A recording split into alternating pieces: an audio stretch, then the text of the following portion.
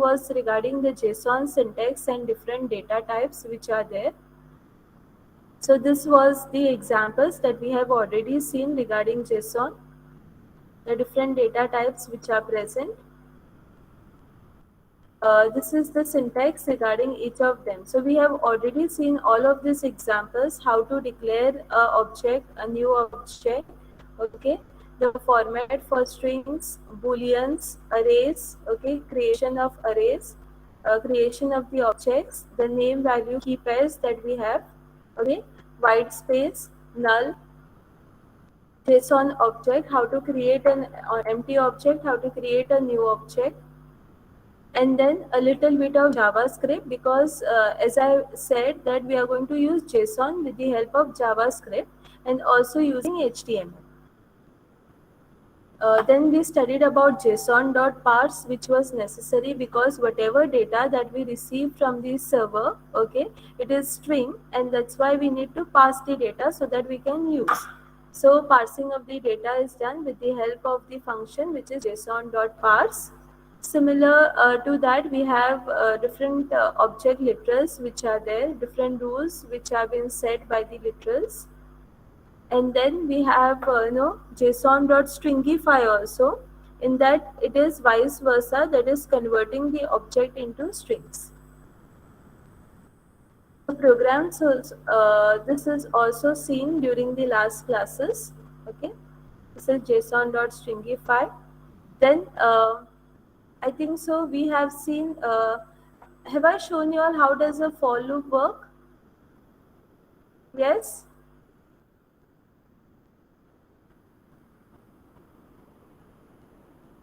Okay. Yes, ma'am. Yes, no? Yes. So this is how a for loop works, okay? Normal for loop, that is for, like we have in C, C++, for I equal to 1 till I less than n I plus plus. This is the same thing which has been done, okay?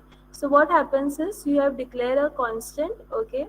The key value pairs is there, and in case of cars, you have declared an array. So if you want all these array names to come, the card names to come, we can use a for loop as well.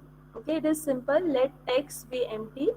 For inside, let I in my object, my obj.cards. Okay, you start with array index 0 and then go on till your whole indexing is done. Okay, demo of the same was also shown in the last class. Next, this is for looping, okay, for loop with looping, that is you can start with any of the array index and then you can display the array elements. When you write in this, that means all the array elements right from 4 up till the last will be displayed. Whereas when you declare that I equal to 2, that means it will start with array index 2, that is Ford is 0, BMW is 1, and Fiat is 2. So it will start with Fiat up till the whole length. So Fiat, Thar, and Audi. This will be displayed. Okay. So this is for loop looping, and this is the simple for loop which is present.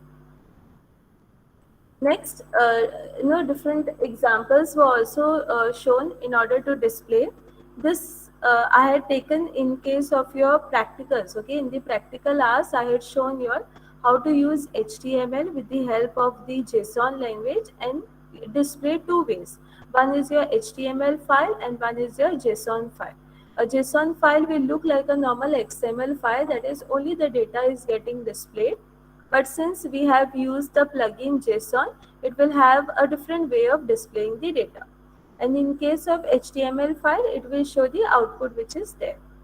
We can include headers, we can include tables inside this document.writeln, and we can display the things. Okay.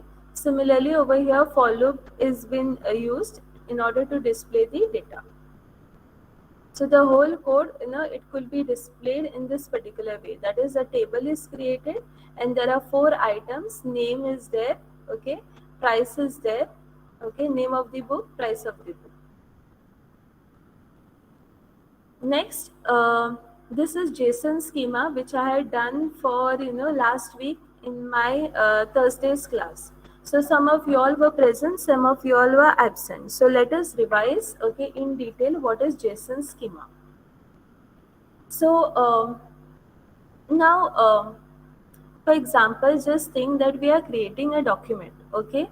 Just to validate that what goes into the document, there is some guidelines which are given, okay? In the similar way is your JSON. The JSON files are created, but just a guideline kind of thing, we have something called a JSON schema.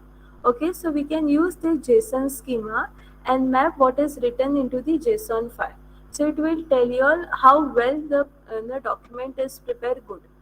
So JSON schema is like a specification for your JSON based format, that is JSON files, for defining whether proper structure is followed or not. Okay, it was written under a particular draft, IETF draft, okay, in 2011. Now, what we need to remember is why a JSON schema is used, because JSON schema makes it very good in order to check whether the data follows a correct format or not. Just like JSON, it is also clear. Okay, it is a human and machine readable document. Okay, it has a complete structural validation, that is a particular format that can be used. That's why it is very useful for automation testing, because the same format will be used by all of the files. Similarly, uh, in case of the submitting of data, whether they are proper or not. So these are various JSON schema validation libraries which are available for different programming language. Okay, as I said, JSON is an independent language and it can be used in relation with different of the languages. In case of C, Java, .NET, Python, Ruby, PHP, JavaScript, okay, ActionScript 3. So these are different programming languages, and these are different libraries which are present in the languages. That is, if we are using JSON in conjunction with all these languages, then there are specific libraries which we need to call upon so that the program works fine. Okay. Now, the name for this declaration will be always written in this particular format, that is a $ and a schema. Okay, so this has to be written as you see over here in the 1, 2, 3, 4, 5 in the 6th line, and the value will be the link for the draft version. Okay, so this link which is there, if you put, okay, it will be the document which has been prepared. So always your JSON schema, it starts with this particular format, that is a $ schema enclosed in the inverted columns, okay, commas, a colon sign followed by the link which is again into the inverted. Next, the second name value pair, the second line that you see is always the title. Okay, now I have prepared a document on CAT, that's why the title of the document which I have given is CAT. If you have written on books, you could write books. So anything, okay, the title is up to your choice, but it is written always as what the document contains. It should be the title that you have given. In the third name value pair of our JSON schema document, we define the properties which has to be included. Now see, I have already taught you all how to write a JSON program. What we used to write, coming back to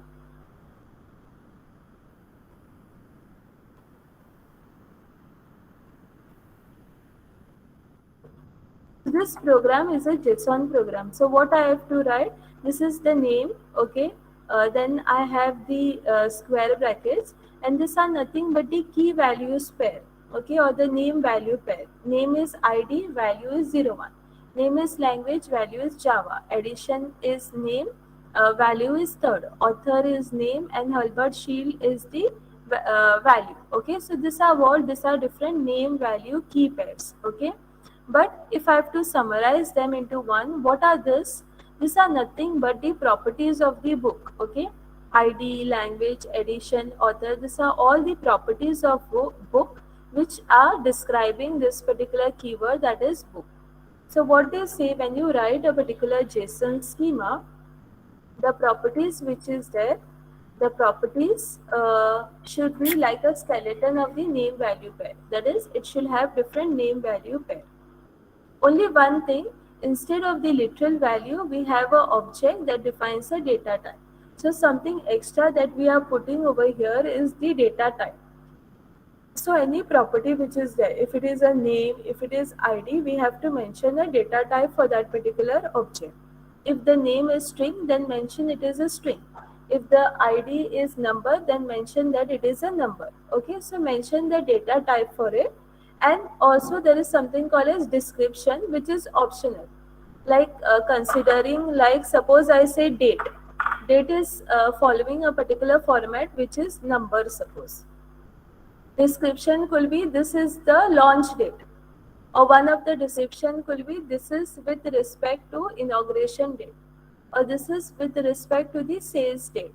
So when I say just the word date, it becomes difficult what date it is, right? So that time you can mention the description saying that what it is about. Okay, so this is how you write the example. See, the first property says what, that it should start with the name schema, and the value is nothing but the link of the draft. Second line says what, second line says that it should be the title. Okay, so I've given the title as cat. The third thing says what, properties should be defined. Now which are the properties which are defined? There are three properties. First is name. Okay, I'm just mentioning the data type with the word type in the curly type in the inverted commas colon string. So this type is a string. Then there is a age. This type is a number. Then there is a description which is optional. Your cat's age in years. Okay, sometimes I can mention in days also, no? So that's why they say you have to mention in years. Similarly, declared, that is if they have clause or no. So type is boolean. If they have, then true. If they don't have, then you can say false. So I've mentioned the type as boolean. We already have seen different types of JSON data types, yes or no? So we are just trying to map them with the help of properties. So what I mentioned the properties of this particular draft in terms of the title, and I'm giving them the values. I mentioned the data type and I mentioned the description, which is again optional. Okay. We can then validate that our JSON conforms to the JSON schema. Now this is how you do. Okay. So this is, see, this is the schema which is there, which you have prepared, and this is suppose whatever is the data, main data. Name is Fluffy, age is 2, declause is false. So when I will map this particular JSON example with this schema, what I need to see, I will need to check something called as name. The name is a string type. So is the name string? Yes, Fluffy is a string. Age is 2, okay, which says it is a number type and considering that it is in years. And declared is false because it was type boolean. So false means it doesn't have clause. Okay. So what I'm doing now, this is an example, and this example I'm comparing or I'm validating it with a JSON schema. Okay. Of course, the title and the schema will come to know afterwards. Okay, whatever name it has been saved. Okay, so this is how the things are done. So if you have a skeleton of the JSON schema, you can just map and you can validate the things. That's why we write your JSON schema. So it is used for validating. Okay, so with this we can just get assurance of questions like, are the data types of the value correct? Yes, it is a string, it is a number, it is a boolean. Okay, so we have to just check what type of data type it is, and then we have to map. Does this include the required data? We can specify what data is required and not. Over here, we have specified and those data are there. If there was one more property and if it was not present over here, then I would have mentioned that one property is absent. Okay. Are the values in the format that are required? Like if we are specifying a particular range or not, suppose in description I mentioned the cat's age should start with 0 and it should end with suppose 16, and somebody has written suppose 20. Okay, then we can check, we can say that it is not within that particular specified range. Okay, so that's why a JSON schema is used, so that you can validate with the data that has been received. Okay, so given below is a basic till here anybody has any difficulty in understanding? You can put onto the chat box if you have any difficulty in understanding anything. So this is a JSON schema. We just need to adhere by the rules. The first rule says schema have to be written. The second rule says the title has to be written, and the third rule says different properties have to be written. For this property, you mention the data type for each of them. Over there, we do not write the value. We just mention what data type will come. If the name is string, it will be string. Age is number, a number. If I say fur is a string, then it should be a string. So all these things have to be written so that we can map later on whether it is following the same data type value or not. Okay. Next, below is an example of a basic JSON schema which covers a classical product catalog description. So this is a description of a certain product. Okay, schema is written, title is written. Okay, type I have mentioned. Okay, this is the properties.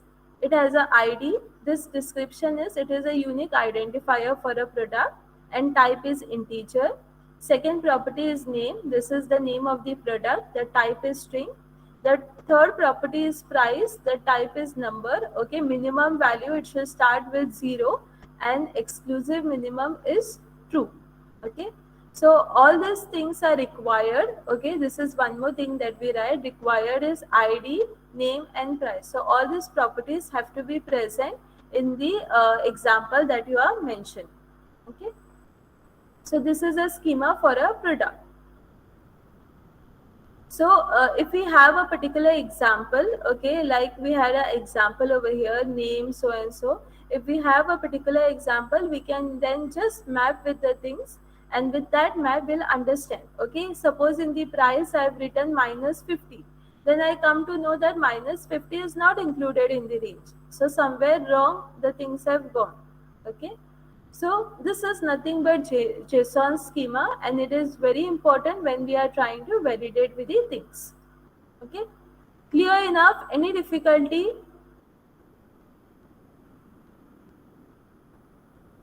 Yes, anybody is having any difficulty in this?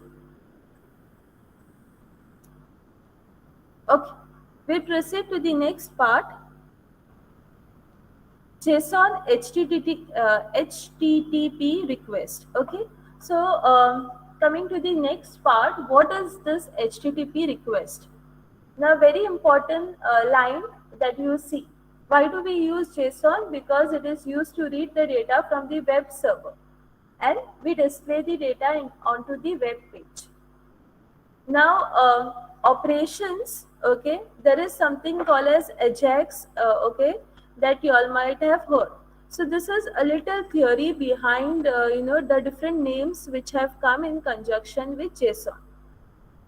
The operations which are done behind the scene in JavaScript, like suppose you want to get any particular data. Okay, you want to, suppose I say display the current calendar time or display the current timing. So the timing gets displayed onto the screen, but there is an internal processing that happens. Yes or no? It might call a specific function. That function will calculate the time, and then the time gets displayed on this screen, right? So the function is what you ask for the time, and the time gets displayed. But the internal operations that happen, okay, that is called to a specific function, then calculation. All these operations which are actually done behind the scenes, okay, they are referred to as asynchronous operations. Okay, and these asynchronous operations which are there, they take place in background, not the forefront, but they take place in background, and they do not affect the normal functioning of the data. That functioning will happen, and the date is going to display. So those operations, they are referred to as asynchronous operation. Okay, see in JavaScript, what will be the main function? The main function will be like call to display the timing, and the time which gets displayed onto the screen. Whatever gets displayed onto the web page, that is the main operation that happens. Okay, but whatever operations that happens behind the screen, that is in the background, those are referred to as asynchronous operation. Now the example which I have put over here is a news web page might include a sidebar with real-time weather data. some of the pages, they display what is the current weather time. Okay, now see that particular current weather time, it changes every second, every minute, every hour, it will change. It will not remain the same. Okay, so as your time, it changes every minute, every second, every hour it changes. So when that real time data gets displayed, there is some internal processing which happens, yes or no? And because of that internal processing only, the correct weather or the correct timing, it gets displayed onto the screen. So what they are saying is, these are the asynchronous operation which happens in the background, and due to which the correct timing is the timing which gets displayed onto the screen. So while you are reading a news article, the code in the background, they could asynchronously run, and they will go on updating the weather every 60 seconds depending upon the operation. Every minute the weather gets changes, and you will have the real time data which gets displayed. Okay, and this operation doesn't require the page to reload again and again. I need not refresh the page again and again so that the weather gets updated. It happens every second by default. Okay, so those are the asynchronous operations which are taking place, and they get displayed on the screen. They do not harm any main operation which is going on onto your web page. Okay, it has a different, altogether different part, and it will update its job. Okay, so this operation will not require the page to reload, nor it will interrupt your page scrolling to read the article. So the only thing on the page to change will be that particular sidebar with the weather data. Okay, it will do its job every 60 seconds, and they will go on displaying the correct data which is there. So these are referred to as the asynchronous operation of the JavaScript, and they are referred to AJAX. Okay, AJAX means what? Asynchronous JavaScript. Okay, and XML, because it is the data which is getting displayed. So when we are making behind the scene request for the JSON, this will technically be referred to as asynchronous JavaScript and JSON. Okay, so AJAJ. Okay. However, this particular term AJAX, which is there, it has been used more frequently because with this name it is used. X, it stands for the XML, asynchronous JavaScript and XML. So that's why the name is AJAX. Now, since we are using it JSON, we more fond of calling it, technically correct term will be AJAX. Okay, AJAJ, that is asynchronous JavaScript and JSON. Okay, so when I say this particular term, it only means the asynchronous operation that happens in the JavaScript, which do not harm the main operations onto the file. They are taking place into the background, and they keep on updating the things. Okay, clear enough? Any difficulty in understanding this term and why it is like that? Okay. So now what we are going to see is, with a small example, we are going to see how to read a JSON file using something called as XML HTTP. Now we know what do you mean by JSON HTTP request. Now we have to look forward in terms of what do you mean by XML HTTP. Right now I'll show you an example, okay, and then I will explain you in detail what do you mean by XML HTTP. Okay. Now how to read this file is, first of all you need to create an array of objects. So we can use the array literal in order to declare the array of the objects. And what we are doing is, I've declared an array, see, variable. The name that I've given is my array, equal to, open square brackets, and I'm displaying the three things. Okay, I'm displaying two properties of this array. One is display property and one is URL. So three objects I've created over here. Object 1, display JavaScript. Object 2, display HTML. Object 3, display CSS. And I've mentioned the URL for each of them. So I've created an array, okay, of three particular objects, and there are two properties which are involved. One is the display and one is the URL. And the name which I've given for the array is my array. So job number 1 is you create the array of objects. Job number 2, or you can say step number 2, is you create a JavaScript function in order to display the array. Now if I want the array element should be displayed, what I need to write is, we need to write a display function. So what I'm doing is I'm creating a function. Okay, the name of the function is my function. What is the job of my function? It is going to loop the array objects and display the content. That means it will start with a for loop. It will start with the 0th index up till the entire length, and that is how it is going to display all the elements of that particular array. So I have said the keyword function space my function, okay, in bracket array, open curly bracket, variable out equal to nothing, variable I. So two variables I have declared. I am starting a for loop which starts with I equal to 0 till array length. Okay, till you reach to the length of the array, you increment your I. You start with your curly bracket. Out is right now empty, so it will be out plus equal to. That means what? Out equal to out plus, I am giving the h reference because the properties that I am going to display is, one is the URL and one is the display. So what I am saying is h reference, okay, I am giving the reference link plus array I.url. So what is the reference link? The first reference link will be the array element 0. So array element 0 has this particular URL, http www so and so js default.asp. So this link which is there will come over here, plus array I dot display, that is whatever is the display name, that is JavaScript tutorial. So this particular list display list will come. You close your A tag because it is a reference link tag, and then break statement. Okay, so what I am doing over here, I have created a hyperlink, right?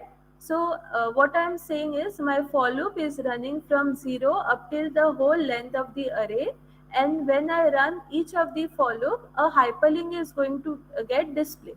That's why I have opened something called as A, that is anchor tag with H reference.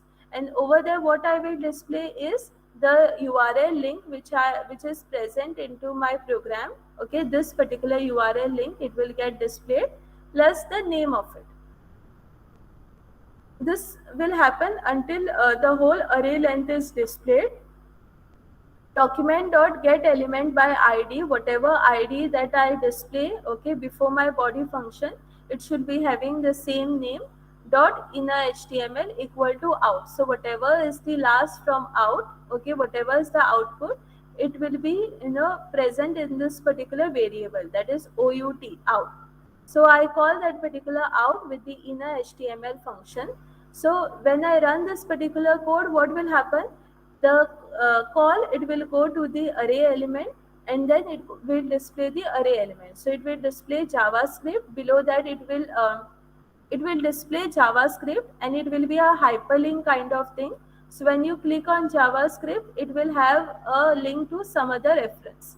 Similarly, HTML, it will be also created as a hyperlink. So when you click, it will give reference to this URL which is mentioned. Similarly, when CSS document will be also, CSS tutorial will be also displayed as a hyperlink, and when you click, it will give you link to the other thing. Okay, so what I'll do is I'll just show you all this particular code working, okay, so that you will understand it more better.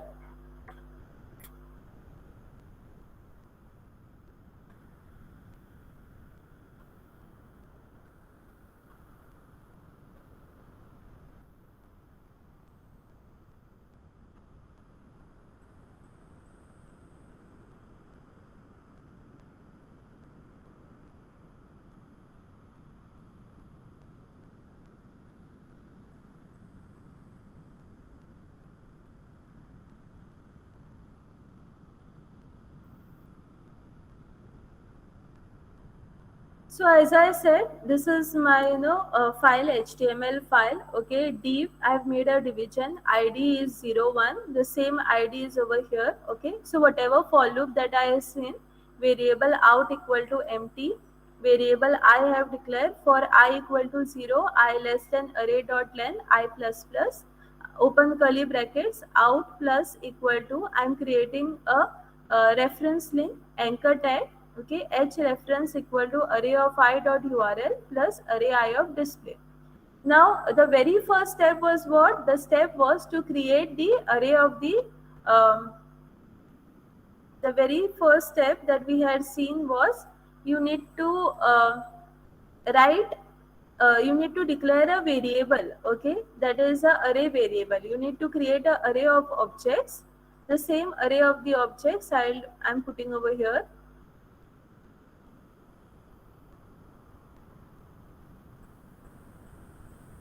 So what I'm doing is whatever I've declared in my array, this I will put onto that particular screen. Okay. So what I do is I just copy that and I paste over here. Okay. So what I've done inside my script, I have declared an array. Array name is my array. Okay, equal to this. So when I run, what will happen? This JavaScript will be created as a hyperlink because I have created an anchor tag. Okay, so when I click on this JavaScript tutorial, it will lead me where? It will lead me to this particular URL which I have mentioned. Similarly, HTML tutorial, this also will be like a hyperlink. So when you click on this, it will lead me to this particular URL. Similarly, CSS, this will be also a hyperlink. When I click on CSS, this is the URL that I will be redirected. Okay. Why this happens? Because in the for loop, I have declared out as what? As a anchor tag, as a HTML hyperlink. Okay, which starts with a for loop I equal to 0. So it will go with I equal to 0, I equal to 1, and I equal to 2. So since there are three elements only which are defined, three objects only which are defined in the array, so it will start with array of 0, array of 1, array of 2. Okay, and after that it will come outside the loop, and whatever is the thing that is present in the out, it will get displayed. So now see, when I run, what will happen? Hyperlink is created. JavaScript, HTML, CSS. So whatever is the name, that name will get displayed over here. So suppose I'm clicking on a JavaScript tutorial, where it should lead me? It should lead me to this particular hyperlink. Now see, if I click over here, it has led me to that particular hyperlink. Similarly, if I say HTML tutorial, it will lead to me HTML tutorial. Okay. Similarly, if I say CSS tutorial, it has led me to CSS tutorial. Okay. Now, since all the links are visited, by default the link color is also changed. Okay. So this is what, this is a program. Okay, wherein I have created a function, and this is where I have called my function. Okay, I have said my function. Okay, this is the name which I have written over here. So my function, and whatever is the name of the array, okay, my array, that name I've put over here. So this is what called to my function. So this is how I call my function. So inside this script, I've created a variable. I've created a variable whose name is my array, and I've put all the array elements. After that, I have called that particular function. So whatever is the function name, that, and inside that particular array name, semicolon. Function is the keyword, and this is the same name, and I've given the name as array. I've declared two variables. One is empty variable, one is I variable, and I'm starting the for loop with I equal to 0, I less than array dot length, okay, I plus plus, and out equal to, plus equal to means what? Out equal to out plus this all things. Okay, so dot URL and dot display. That is how I'm accessing the different properties, the key value pair, because there are just two properties. One is display, one is URL. Therefore, URL plus display. Okay. So that is how it is done. And document dot get element by ID. This ID is the same ID which I have mentioned over here. Dot inner HTML, so that all the HTML properties, they work fine. Equal to out. That is the final output will come over here, right? For loop will run from 0, 1, and 2, and that is how 0 is JavaScript, 1 is HTML, and 2 is CSS. After that, there are no more elements, so it will not get displayed. Okay. Now suppose by default, let me create one more element. Okay, instead of CSS, maybe I say Google. Okay, and suppose I give a hyperlink to my Google.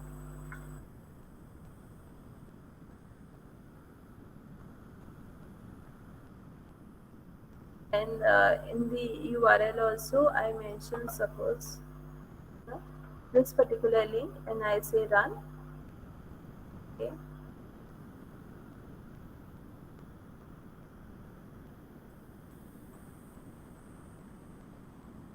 Okay, so this there is a comma over here.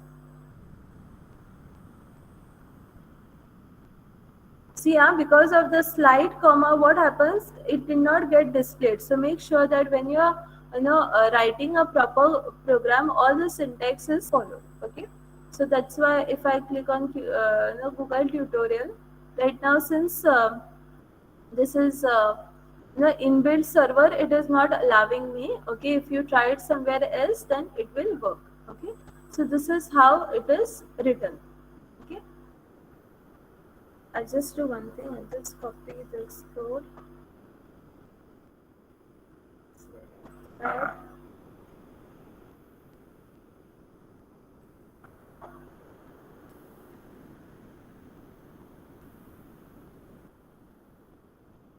Just 1 second.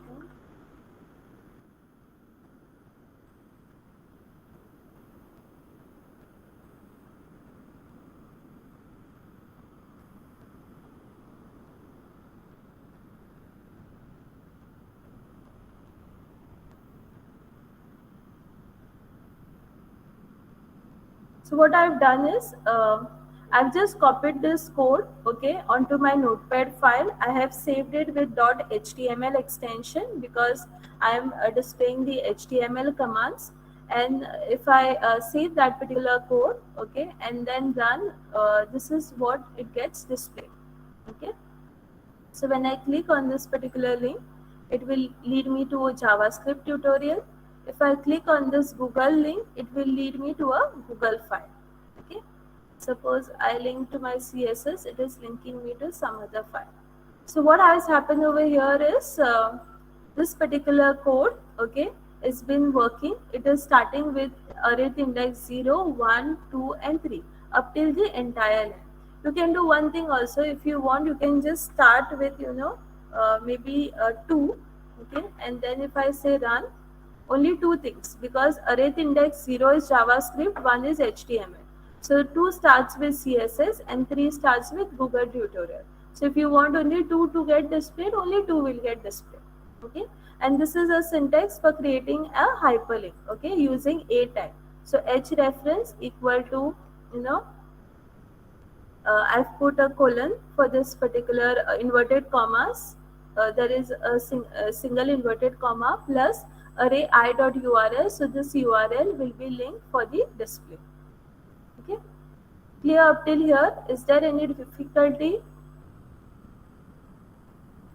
So coming back over here, so this is creation of the array objects.